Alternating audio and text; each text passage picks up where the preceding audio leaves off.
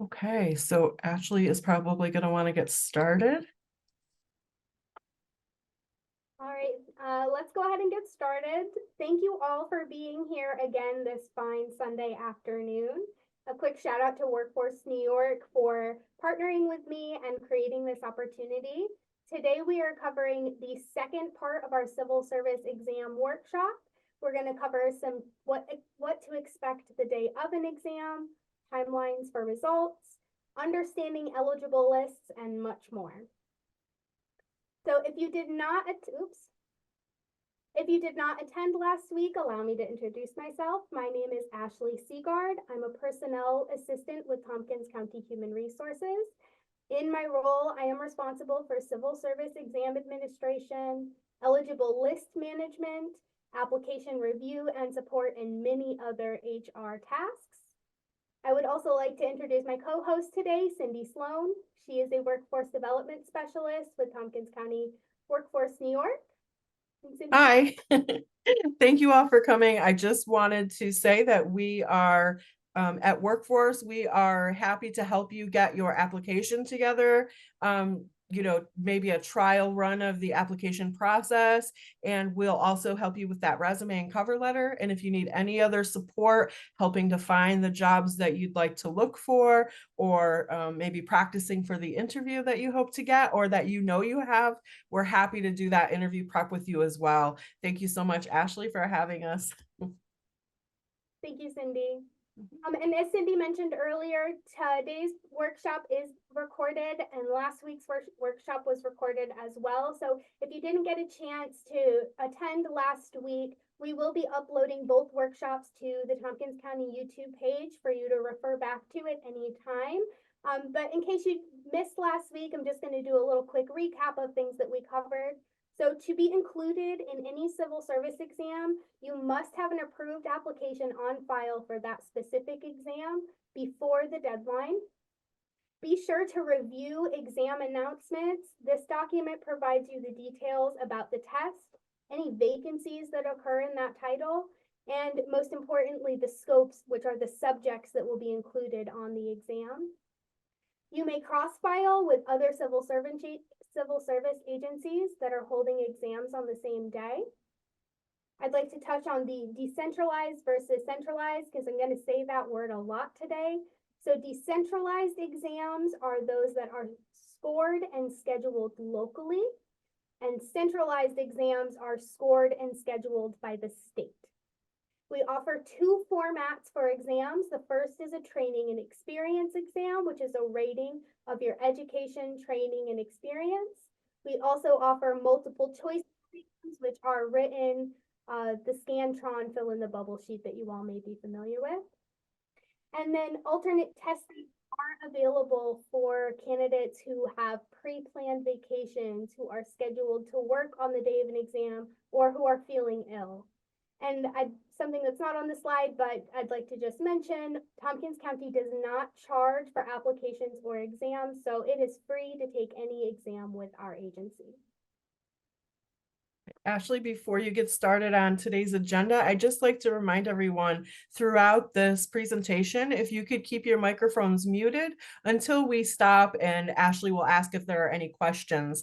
If you come up with questions in between, or if you're not comfortable talking out loud, we encourage you to put those questions in the chat, and then I'll make sure that Ashley is given those questions and can either answer them or let you know that she'll get back to you with an answer. But she's a storehouse of knowledge. She'll probably have the answer.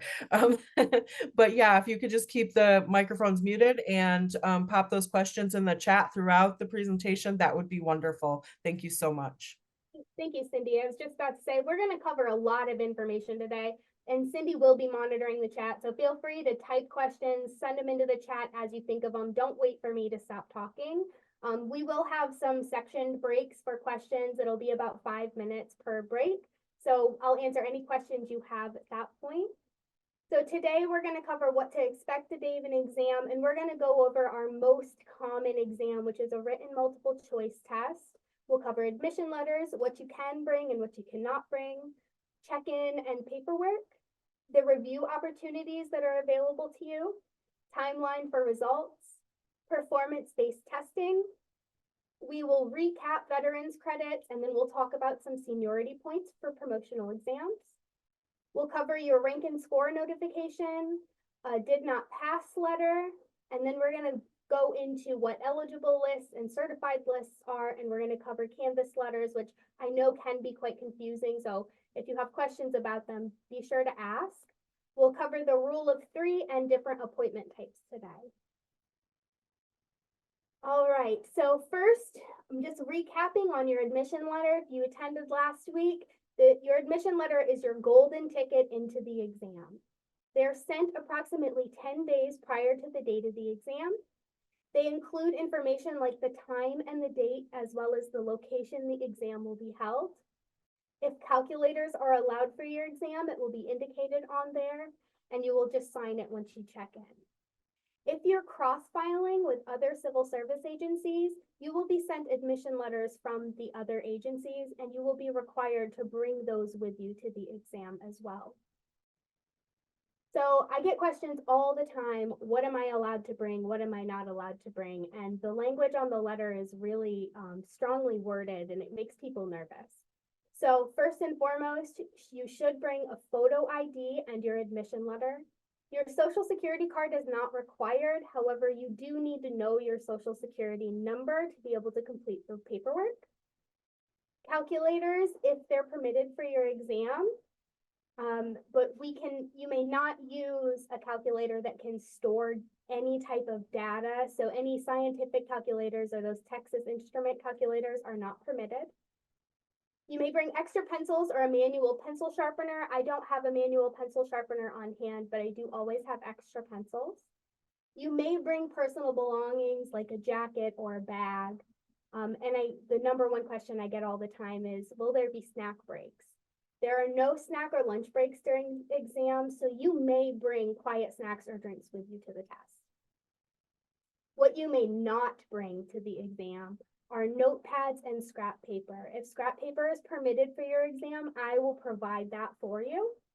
You may not bring study guides or any other study materials, and you may not bring any recording devices with you to the exam. You might notice that I didn't list cell phones on here. While cell phones aren't completely prohibited from the test site, you will be required to power them off if you bring them in. And I have had situations in the past where someone had an alarm scheduled to go off at a certain time, and even though the person's device was off, the alarm still rang. So be sure you don't have any alarms set, and power your phone all the way off, or just leave it right in your car. All right, so what to expect the day of an exam.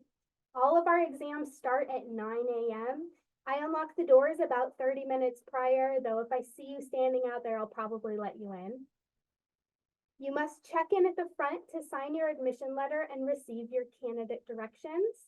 We'll do a calculator check to make sure that you are not using a calculator that can store data.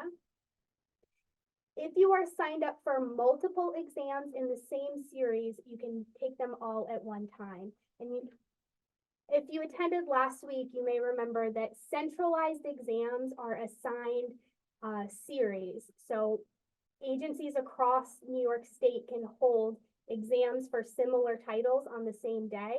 So for example, in May, I will be holding exams for Administrative Assistant Level 4, Administrative Coordinator, Senior Library Clerk, Enrollment Services Specialist. All 4 of those exams fall under the higher level clerical series.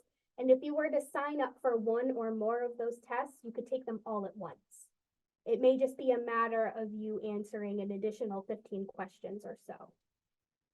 However, if you were signed up for exams that are in different series, like the higher level clerical series and an investigator series, you must first choose which exam you want to take first, and you do not get a break between the exams. And if you are signed up for multiple exams in different series, you will have a maximum time of 8 hours across all exams to complete your test.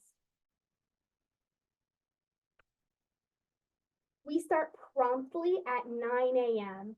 and that is because I walk you through all of your paperwork. We do it all together, And ultimately, it is the candidate's responsibility to ensure that the paperwork is filled out completely and correctly.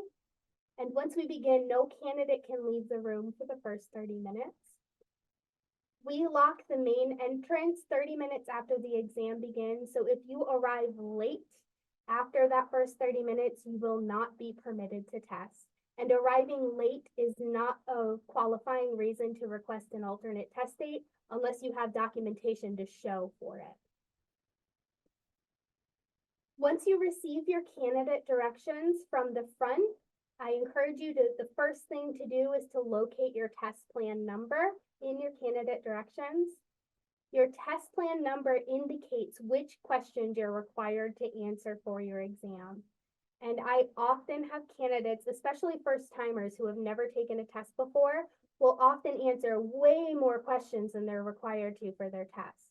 You are permitted to write in all of the materials I give to you. So I always encourage candidates to write the test questions that they're required to answer right on the test booklet. We are prohibited from assisting any candidate with interpreting or answering questions in any way. So if you're confused or unsure about the way a question is worded, we cannot assist you with answering that. However, if there is an issue with a question, if you don't believe that the correct answer is listed, or there is something wrong with the question, like a graph is missing, there is a reporting system to address those issues. So if you ever come across one, you may report it. And you may take restroom breaks at any point throughout the exam. After the first 30 minutes, candidates are escorted one at a time. All right, so review opportunities that are available to candidates who take centralized written multiple choice exams. So centralized, again, are the exams that are scored and scheduled by the state. The first review that is available is called a pre-rating review. This review is conducted before the exam is even scored. It is a review of predetermined questions and answers, and it's a candidate's opportunity to object to any pre-selected questions, any of the pre-selected questions or the answers. To attend one of these reviews, you have to travel to one of the 3 or 4 predetermined locations. They change often throughout the year. Currently, they are Binghamton, Albany, and a place downstate. And unfortunately, there's no virtual option for pre-rating review at this time. The questions that are open to a pre-rating review are listed on the first page of your test booklet at the exam, and not all exams have a pre-rating review. But if it does, and it's something you're interested in, you must let me know before you leave the test. The second review opportunity for candidates is called a computational review. This review is conducted after the scores are returned and the list is established. This is a check of your answers and the answer key. You will not be provided with copies of the questions.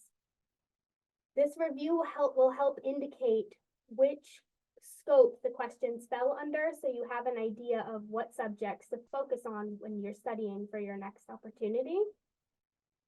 And candidates have the opportunity to object to their rating, and the state will investigate each objection. Candidates who do not pass their exam or are not immediately reachable are eligible for a computational review. Timeline for results. So decentralized, those locally scored and scheduled exams, you will get your results within 1 week of the test. For centralized exams, the scored and scheduled by the state tests, for a training and experience exam, it can be 1 month, up to 1 month after the last day you have to submit your questionnaire. And for a written multiple choice, it is 90 days, but you can see that I have a star next to both of those, and that is because the state is still currently very behind on scoring exams. And so they're currently taking about 5 months to return results to us. Their goal is 90 days, but this is where we're at currently. Performance-based testing. is not as common as it used to be. We currently only utilize them for a handful of titles, such as emergency services dispatcher, corrections officer, and police officer deputy sheriff. All performance-based testing is just a pass fail, and scoring really high on your performance test does not move you further up the list. The number of opportunities you have to pass the performance test will be listed in the exam announcement, so I encourage you to review those exam announcements carefully. The two types of performance testing that we offer at this point are typing performance test for emergency services dispatcher. Candidates are tested on how many words per minute that they can type within a certain error rate and a time frame. And the other is a physical agility test. You must successfully complete a battery of physical agility challenges. For example, for corrections officer, we do a timed obstacle course that requires sharp turns and traversing over uneven surfaces, carrying weights for a specified distance. That's all within a set time frame. And then for police officer deputy sheriff, we have some untimed and timed challenges like sit-ups, push-ups, and a timed run. And to recap on veterans credits from last week, veterans credits are applied after the banded score, and you may use them one time for permanent appointment. So it is your responsibility to disclose to our office anywhere you have applied veterans credits and if you were ever appointed from that list. If you are taking an open competitive exam and you are a non-disabled veteran, you could earn an additional 5 points. If you are a disabled veteran, you could earn an additional 10 points. For promotional exams, if you are a non-disabled veteran, you could earn 2.5 points. And if you are a disabled veteran, you could earn 5 additional points. If you are applying for veterans credits, you must provide a copy of your DD 214 showing honorable discharge either before the exam or within 30 days after the exam. I must have that documentation before the list is established. Now, seniority points. These are applied before the banded score, and they're only available for promotional exams.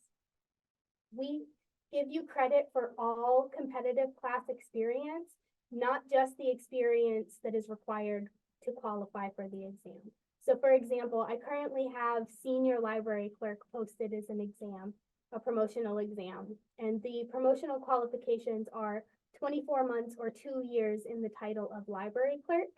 We would, when considering seniority points, look back at all of your service throughout the years and give you credit for all competitive service.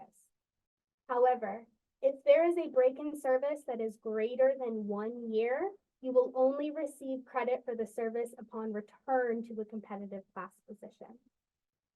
Seniority points are broken down like so: less than 1 year, you get 0 points. 1 year up to 6 years, you get 1 additional point. 6 years to 11 years, 2 additional points. 11 years to 16 years, 3 additional points, and so on. And again, these are applied before the band. Your rank and score letter. So once the scores are returned to me and the list is established, you are sent a rank and score letter. It'll look something like this. All scores are on a band. The minimum passing score for any exam is a 70, and seniority points and veterans credits are applied to this score when you receive it. And if you are eligible for a computational review, that information will be right here. Sometimes it can be difficult to understand what your rank means in relation to other candidates, so we'll touch on that a little bit when we get into eligible lists.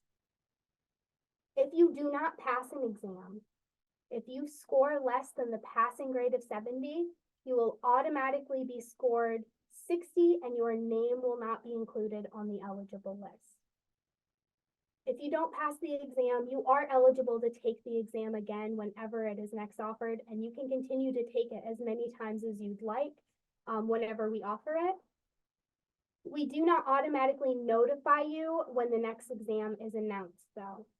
And if it's a decentralized exam, those local scored and scheduled tests, you may only test once per testing period, which would be June through, or January through June, and then July through December. And if you do not pass an exam, a centralized multiple choice exam, you may request a computational review, and I highly, highly, highly encourage that you do so. All right, I just threw a ton of information at you. Does anyone have any questions? So we do have a couple of questions in the chat. So I'll start with the first one. The first one is, are you allowed to bring pens, and will you be kicked out for bringing a loud snack? You may bring pens, however, all of the paperwork must be completed in pencil, in number 2 pencil. And you won't be kicked out if you bring a loud snack, but I may ask you to put it away. Sometimes I joke when I'm giving the directions not to eat Doritos because they're loud and crunchy. But you're not going to get thrown out. I'll just ask you to put it away. Okay, and then the next one is library clerk a centralized exam? I know it's multiple choice. Great question. Library clerk is a decentralized exam. It's a locally scored and scheduled test. Senior library clerk is centralized though. Okay. And then the last one, if I'm not a library clerk, can I still take the senior clerk exam without the expectation of getting promoted? If as long as you meet the minimum qualifications of the open competitive senior library clerk position, you may take the exam. Just by taking an exam does not automatically get you a job in that position. It just puts your hat in the ring. That's all that's in chat right now. All right, are there any other questions? Feel free to unmute yourself. Ashley, can I ask a question? Absolutely. I'm just going to out myself as being somebody that's easily confused by complicated things. It takes me a little while. The whole process seems very complicated. And I so appreciate this class. If one, like, for example, when you get the letter, or say you don't get the letter and you're expecting it, is there ever an opportunity to call someone and ask, like, is there a status, or are you just like, sit and wait, follow the directions? That's really what you need to do. Sure, that is actually a great question. So if you applied to an exam and your application says approved, if you've gone in and looked at your My Applications in the portal and you haven't received your admission letter, please call me right away and I will figure out what happened. You can either call me directly or call the main line. You can send me an email, but I'm happy to look into it. And I'm glad you asked that question because on the application, you're going to hear me say this more than once today, but on the application, there is a section where you can indicate how to receive correspondence from us. And I highly recommend doing email and postal mail because if you select email only, there is a good chance that the correspondence gets trapped in your spam or junk folders. Algorithms don't like this automated letter that comes from our system because it includes this really gigantic link within the body of the email. And candidates are responsible for monitoring their spam and junk folders. So give me a call if you have not received your admission letter and you're expecting it. Thank you. You're welcome. Okay. There's another question in the chat. Is LTCS decentralized? LTCS. What does that stand for? Long-term care specialist. Never mind, I figured it out. Okay. Long-term care specialist is a centralized exam. So it's scored and scheduled by the state. Okay, that person says thank you. Are there any other questions?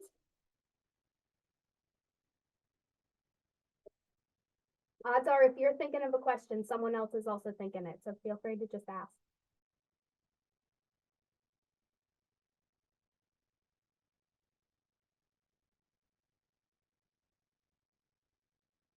All right, well, I'm gonna go ahead and move forward, but if you think of questions, feel free to submit them in the chat and then I will get to them when we have another break.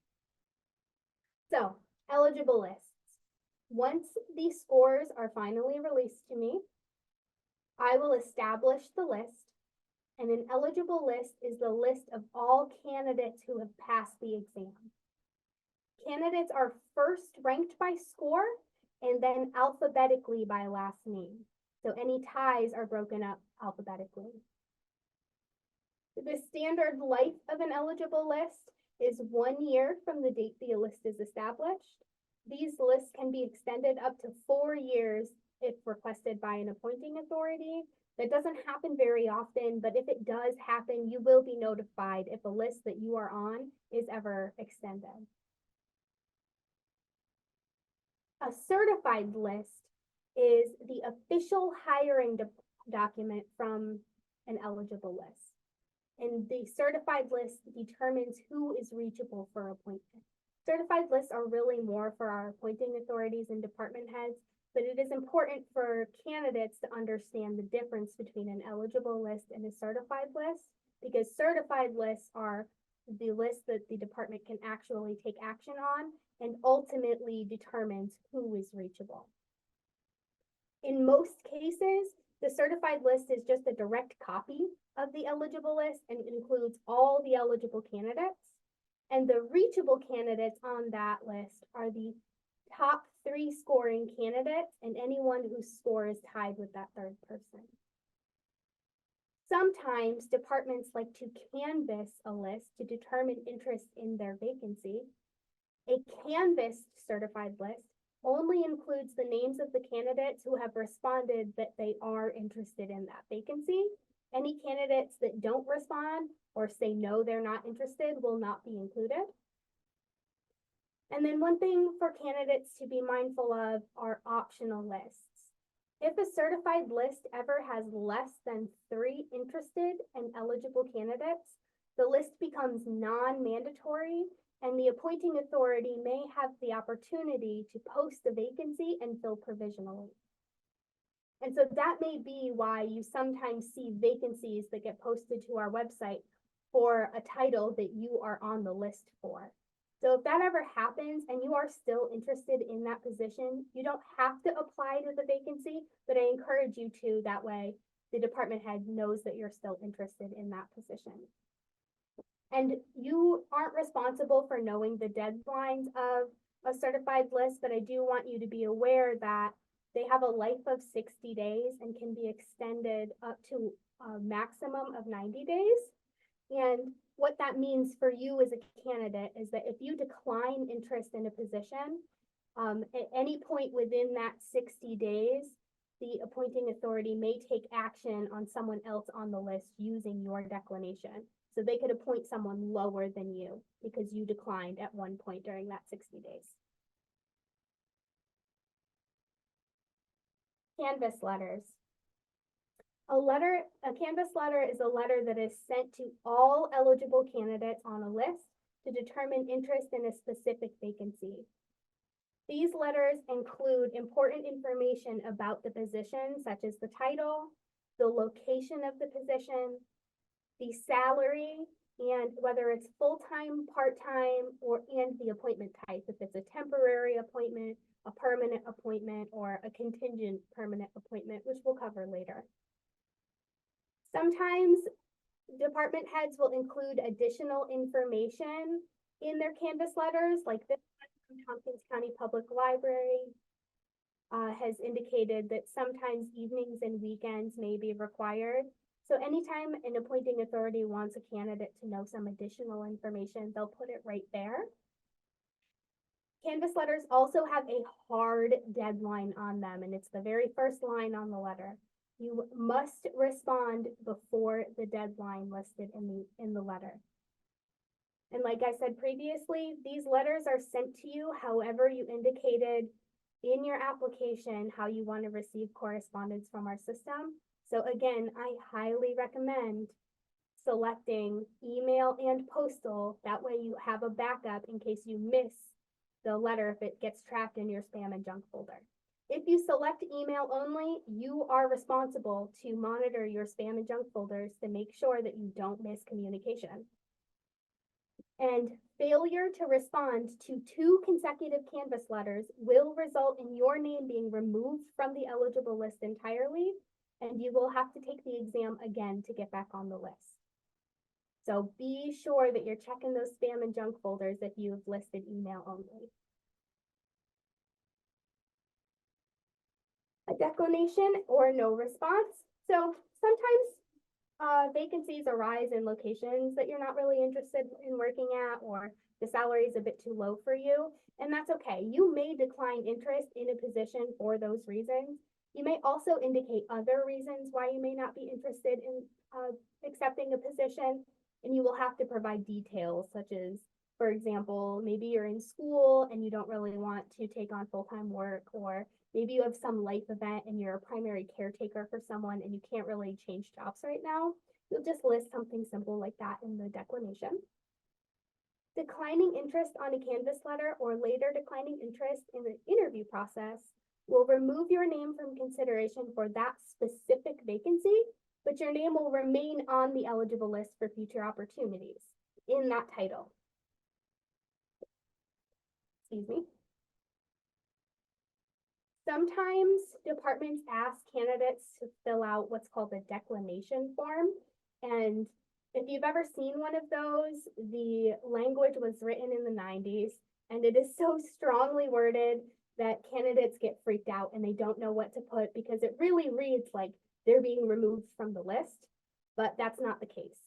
It's just that when you are signing your declination, you are indicating that you are not interested in this location or this salary or full-time or part-time, and that declination is valid for 60 days. So your name won't be certified for that agency for 60 days, the life of a certified list. If you ever have any questions on how to respond to a Canvas letter or how to decline a vacancy because you're worried about being removed from the list, you may always give me a call or send me an email. I am happy to advise you. And then, just like with a Canvas letter, a failure to respond to an interview request that has a specific deadline included will be considered a declination by no response, and your name will not be considered for that specific vacancy, allowing the department to move down the list.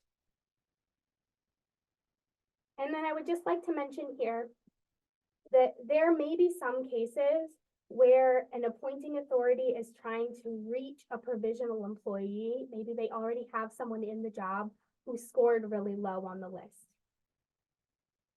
There may be times where the department head will be upfront about their goals of reaching the candidate lower on the list, and they may ask you if you're interested in declining to help them achieve their goals. And just know that they cannot require you to decline. You may still say, no, I want to interview for this position either way, but just know that they cannot require you to decline. It is still your choice. You hold your spot on the list. All right, are there any questions? That was a lot of information I threw at you. We are going to cover the rule of 3 next. So if you have questions about who's immediately reachable or reachable candidates, just save them for the next slide. I might be able to answer them. But any other questions I'll take. Okay, we do have some questions on chat. Let's see if I can get back up to the first one. Are older workers less likely to be hired for a county job? No, no, they're not. I mean, that would be age discrimination. So no. Okay. And then for library clerk, could I decline a Canvas letter and then accept a different one? I'm sorry if you already answered this. Yes, you could decline a Canvas letter, and then if you're canvassed again later, you could accept it. Just by declining interest in a vacancy does not remove your name. However, if you don't respond more than once in a row, your name will be removed. Okay. The other question is top 3, so I'm gonna let you cover that next. And that's it. I think there was maybe another one, but it looks like it was removed. Okay, that's all I have. If you have any other questions, feel free to unmute yourself and ask them. throwing lots of information at you guys today.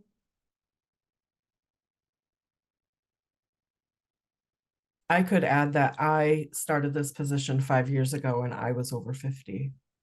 So, it isn't, age is not, and there were candidates younger than me. So Thank you, Cindy. you're welcome.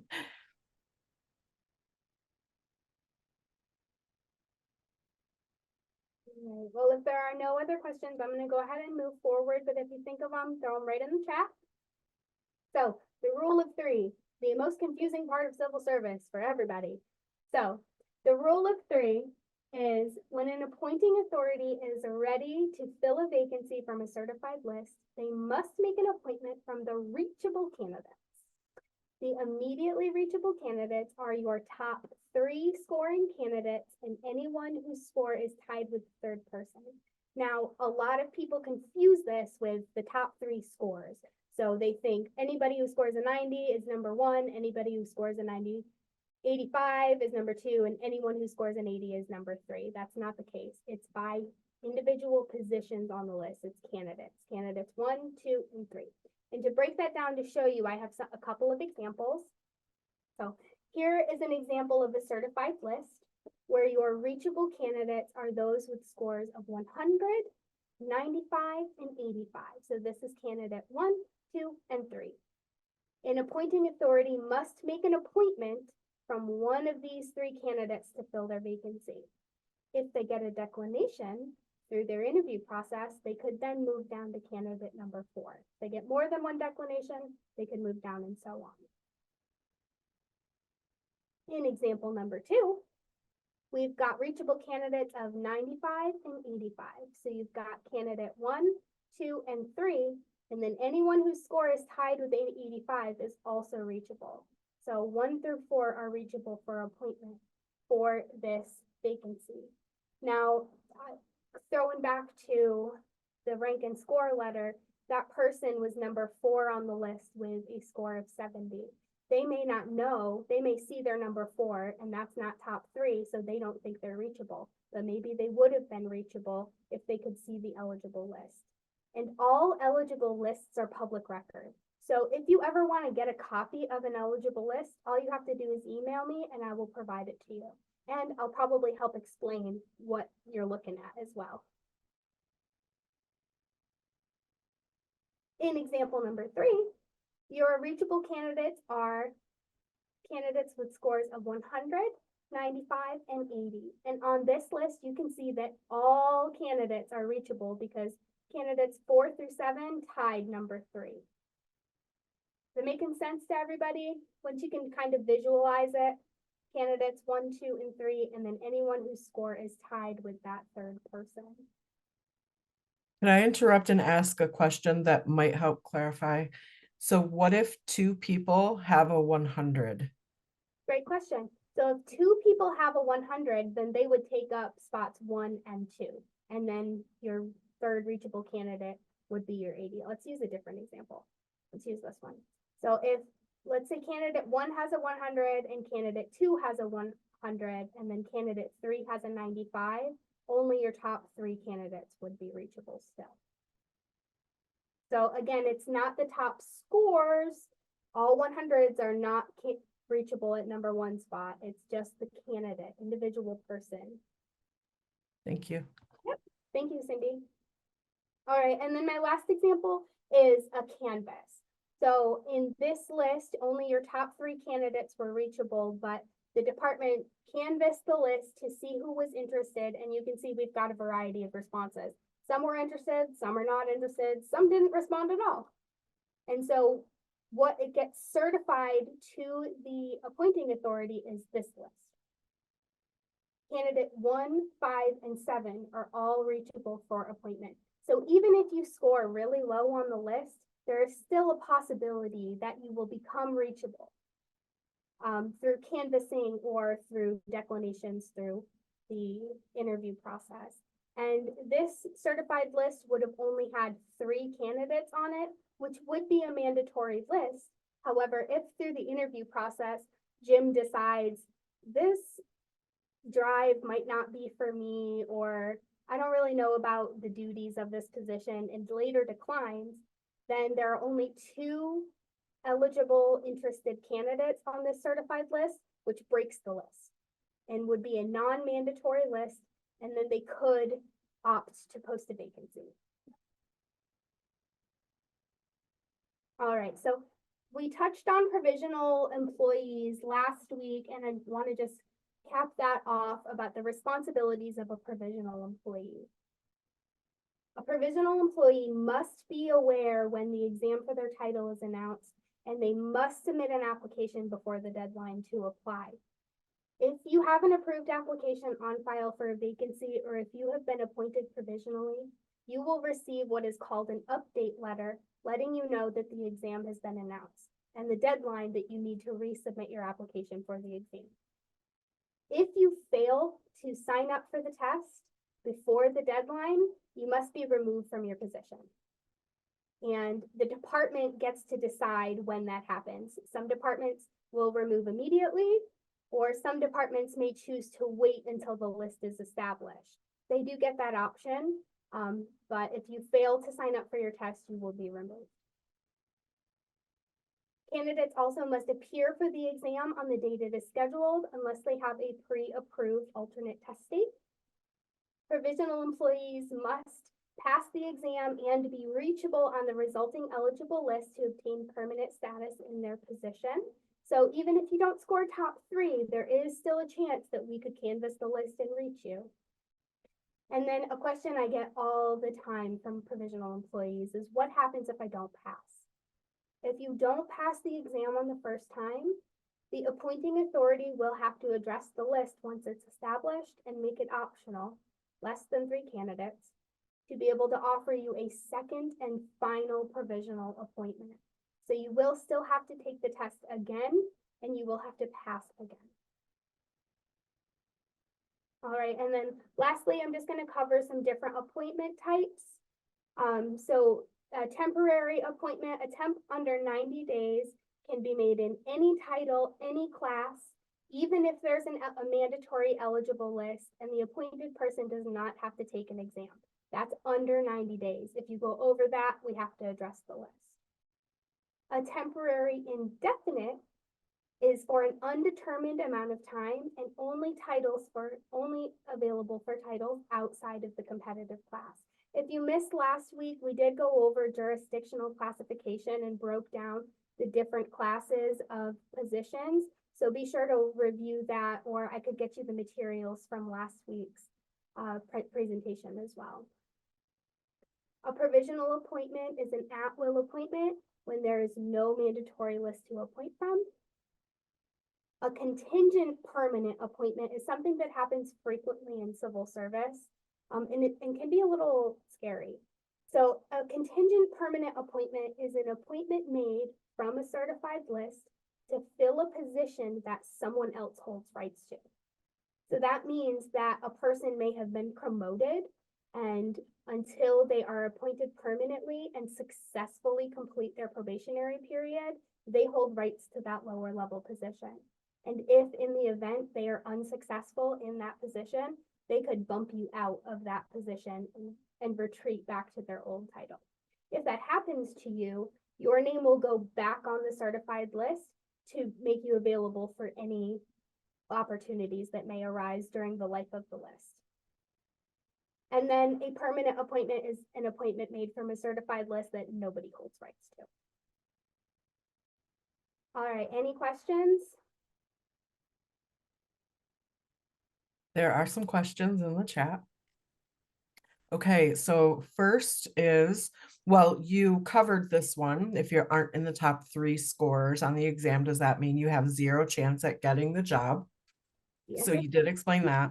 The next one, does this mean that getting a 100 will basically guarantee an interview for the candidate? Not necessarily, no.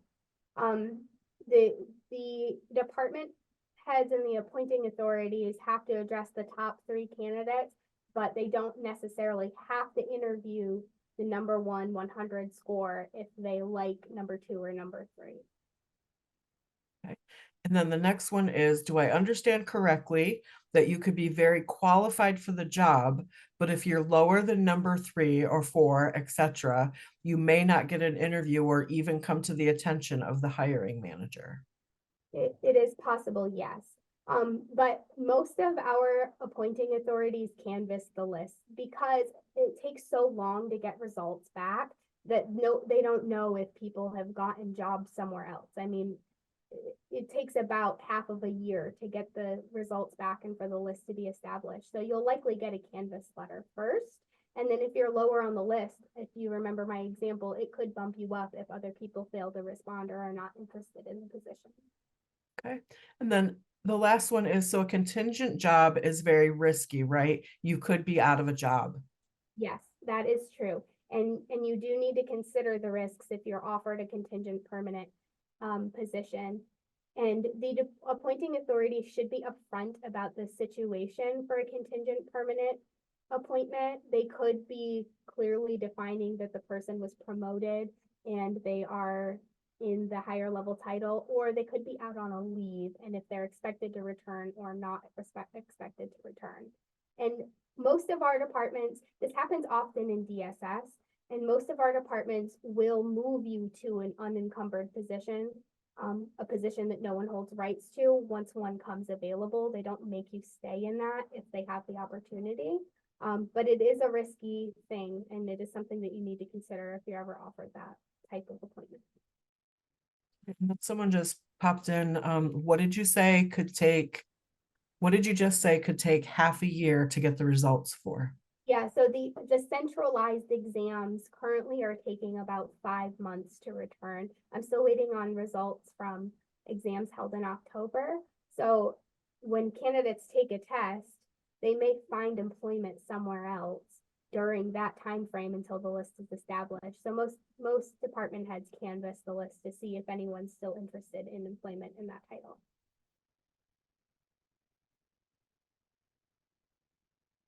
Okay, there's nothing else in chat right now. Right, so this week was a lot shorter than last week. That's the end of the presentation. So if you have questions, I know civil service is confusing and it is a monster of its own. And I am here to help support you and answer any questions that you have. So feel free to reach out to me. You can email me, call me, stop by the office if you're feeling friendly. I'm here to help. And I'll take any other questions if anyone has questions. I have a quick question. So my quick question is, could the hiring authority or the appointing authority elect to interview, like, say, the top 4, the top 5 people on the list if they wanted to? Yes, that's a great question. So sometimes our appointing authorities do still reach out to candidates lower on the list to do interviews. They are actually encouraged to make contact with as many candidates as they're interested in, and then we find a way to reach the candidates lower on the list if that's who they're interested in hiring. Thank you. Excuse me, there are positions open right now that you'd have to take a test for. They're provisional, and for which there is a near deadline a few weeks away.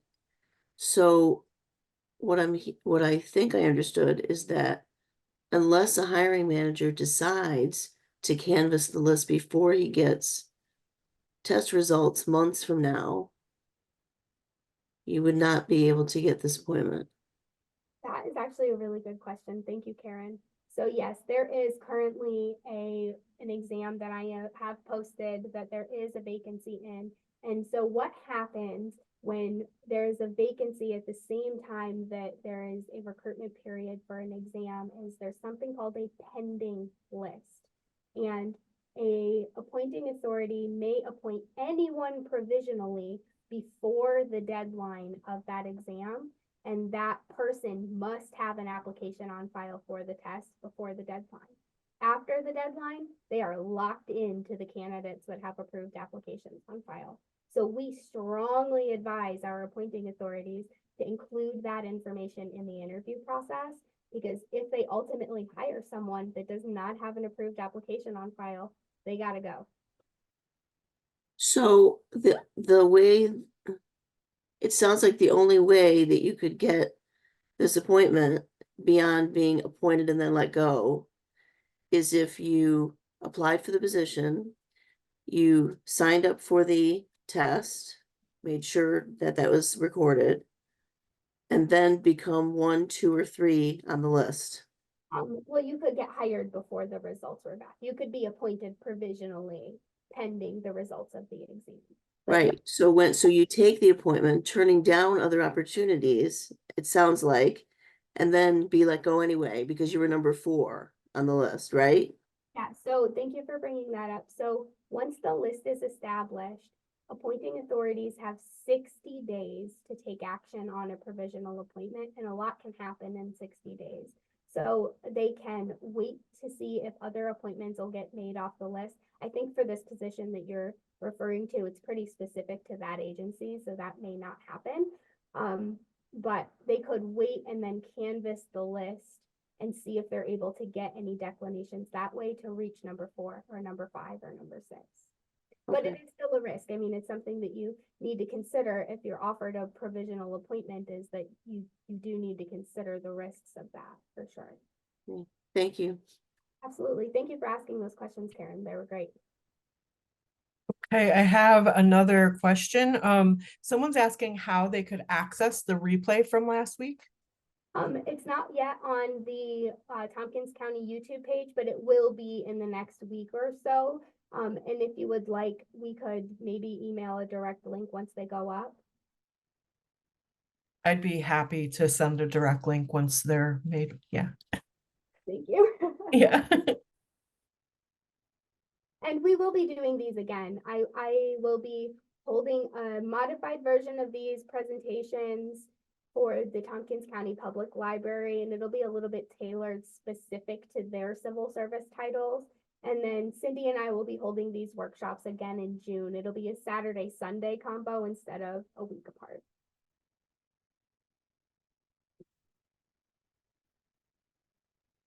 I had one more question. Can I ask it? Absolutely.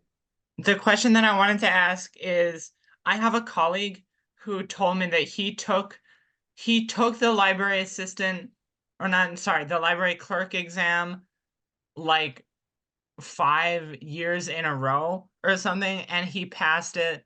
He passed all of them, but he never got on the list. He never became reachable. And apparently after that, they just automatically made him reachable.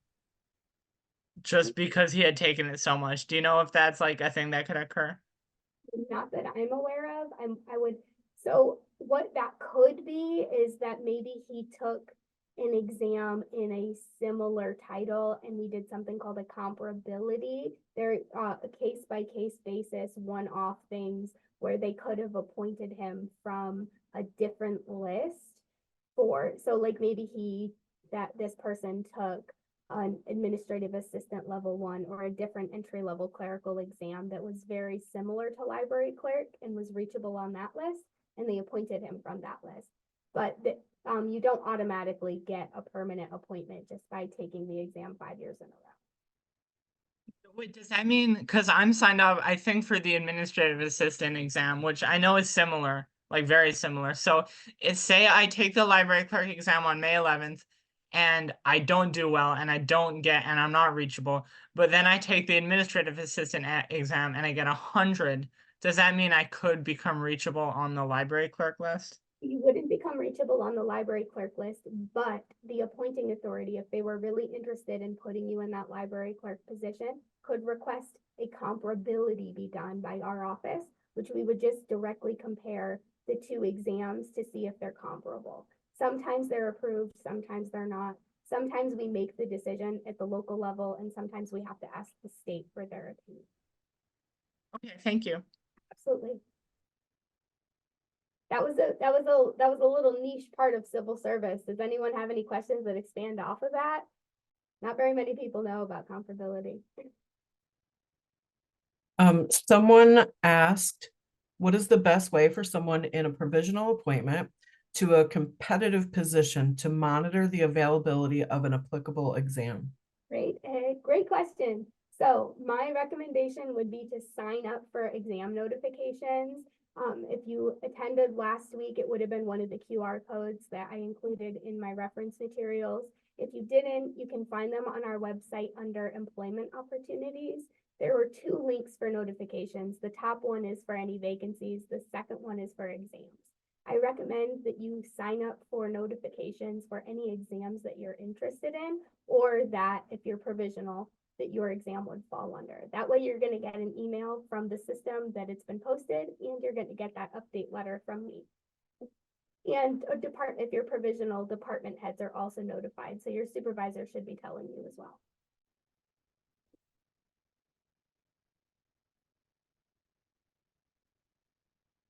Any other questions?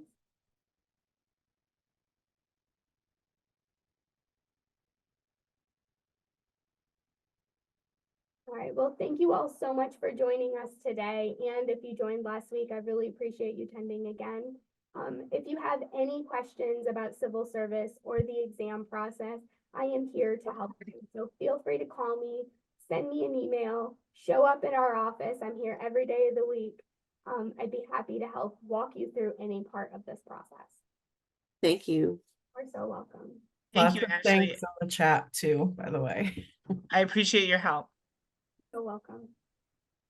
Someone did ask just now, is it, let me find it again. Is it okay to ask how many people are signed up for your provisional appointment? Ooh, that is a good question. So I am not allowed to share the exact number of people who are signed up. I can give you like a general than 5, less than 10, or if it's just a pass-fail situation, meaning there's less than 3 people signed up, but I can't tell you exactly the number. When you attend your exam, you could probably eyeball the roster and look around the room and see how many packets are the same color as yours, but I can't give you the exact amount, I'm sorry. Okay, I'm gonna stop recording now. Okay. All right, well, thank you, everybody.